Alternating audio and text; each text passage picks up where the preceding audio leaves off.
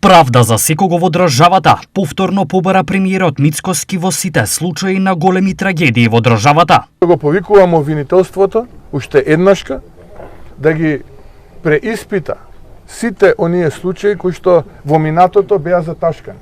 Меѓу нив е и случајот во модуларната болница, Ласкарци, Беса Транс и така натаму, вклучително и овој последниот во Кочани. Секој кој што има и најмала вина, вклучително и јас, да биде одговорен. Без разлика од која политичка партија доаѓа. На прашањето за состојбите во земјоделието, Мицкоски ја потенцираше поддршката која овој сектор ја има од владата. Кај земјоделците навистина доста трансфери се направи изминатиот период и се вратија долгови од минатото.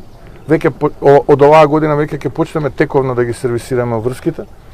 Во првиот квартал од оваа година скоро за 5% е зголемен извозот на земјоделски производи.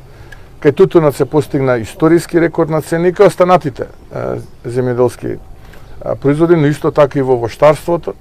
Така што можам да кажам дека тука е направен голем чекор напред, но тука не застануваме, продолжуваме понатаму. И убеден сум дека во периодот кој што следи ќе постигнеме уште подобри резултати.